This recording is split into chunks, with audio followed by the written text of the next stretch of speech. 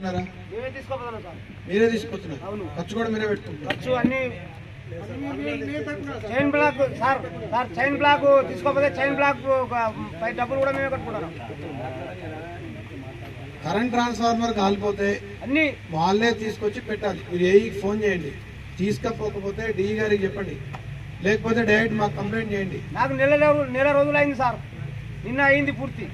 నెల అన్నీ ఉన్నది. నేను నాటు కూడా వేయలేదు, అట్నే ఉన్నది సార్. మీకు ఒక విషయం అయితే క్లియర్ సార్, రైతుల్ని ఇట్లా ఇబ్బంది పెడితే ఖచ్చితంగా ఈ విషయాన్ని ఈఆర్సీ దృష్టికి తీసుకుపోతుంది. దారుణం సార్. ఏంటి సార్, స్తంభం షాక్ వస్తుందనంటే ఈయన గారు చెప్తారు, నేను వెళ్ళి ముట్టుకొని చూసా సార్ షాక్ కొట్టలేదని చెప్తారు. ఆ ఫీజు పోతే వేయలేదనంటే మాది కాదు అని చెప్తారు. ఇంతసేపు చైర్మన్ సార్ చెప్తున్నా కూడా ఈవెన్ సీరియస్నెస్ గా మనం దీన్ని తీసుకోలేదు. ఇంతమంది రైతులు వచ్చి ఇబ్బంది పడుతున్నా కూడా డిపార్ట్మెంట్ పని చేయకపోతే సార్, మీరు పుణ్యాన్ని పని చేయట్లే కదా. మనం జీతం తీసుకొని పని చేస్తున్నాం, వాళ్ళు ఏమో జీవితం కోసం పని చేస్తారు. అయితే మీరు ఇస్తాను రానని కూడా కూర్చోండి. ఎట్లా అంటే రమేష్ గారు ఫార్మర్ అండి, ఆయన కంప్లైంట్ ఇవ్వడానికి వచ్చాడు. ఏ గారు రమేష్ అని పిలుస్తున్నాడు, మిమ్మల్ని కూడా వెంకట అని పిలిచాడు అనుకోండి, పడతారండి. మిమ్మల్ని సార్ అని పిలవాలి, వాళ్ళని మీరు రమేష్ రా అని పిలిచారు. ఇందాక అధికారుల తీరు చాలా ఇబ్బందికరంగా ఉంది. వాళ్ళని లెక్క చేయరు. మీరు వాళ్ళని లెక్క చేయనప్పుడు వాళ్ళ కంప్లైంట్ మీ దాకా వచ్చి ఇవ్వడానికి కూడా భయపడతారు కదా.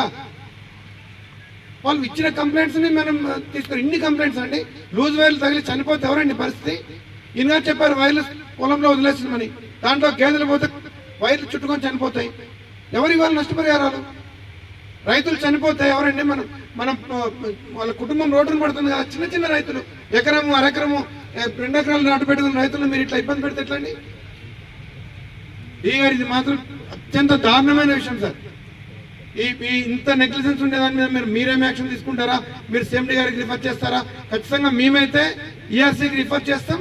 రైతులు ఇంత దారుణంగా ఇబ్బంది పెట్టే పరిస్థితి మొత్తంలో మేము ఎక్కడా చూడలేదు సార్. రైతులుగా మీకు కూడా రైట్ అండి. ట్రాన్స్ఫార్మర్ కాలిపోతే మీరు పెట్టుకోవద్దు, మన డబ్బులు మనం పెట్టుకోవద్దు, అది వాళ్ళే చేస్తారు. ఇప్పుడు ఎవరు చెప్పారు 6,000 ఇచ్చామండి అని.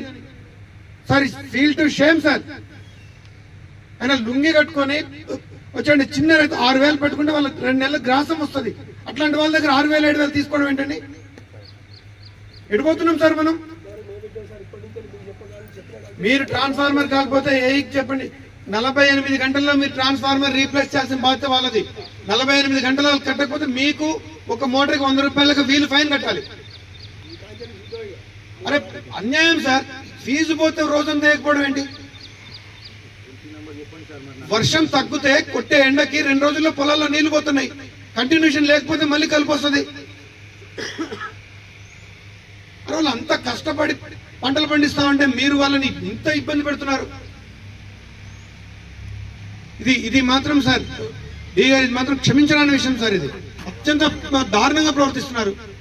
ఫీజు పోతే వేయరు, ట్రాన్స్ఫార్మర్ పోతే పెట్టరు, లూజ్ వైర్లు ఉంటే కనెక్ట్ చేయరు. ఎండాకాలం మొత్తం వదిలేసి ఇప్పుడు పోలు పోవు కదా, ఇప్పుడు వేయలేం కదా అని సమాధానాలు చెప్తారు. I'm sorry to saying that sir, I'm very sorry. ఈ విధంగా రైతులను ఇబ్బంది పెట్టే పరిస్థితి దారుణం సార్. మీరు కూడా మీ రైట్ అండి, వినియోగదారులుగా మనం బతిమలాడాల్సిన పని లేదు. మీరు as a consumer me right. మీకు ట్రాన్స్ఫార్మర్ రీప్లేస్ చేయాలన్నా, ఫీజు వేయించుకోవాలన్నా, ఎంప్లాయీస్ తో పని చేయించుకోవడం మీ రైట్. మీరు కాకపోతే డిఈ గారికి చెప్పండి, లేకపోతే ఎస్సీ గారికి చెప్పండి, మీరు కంప్లైంట్ రిటర్న్ ఇవ్వండి. కంప్లైంట్ రిటర్న్ ఇచ్చి ఆ రిటర్న్ దాన్ని మీరు సైన్ పెట్టి మీరు వెనక్కి అది ఆ కాపీ తీసుకొని మా CJRF గారికి కంప్లైంట్ ఇవ్వండి.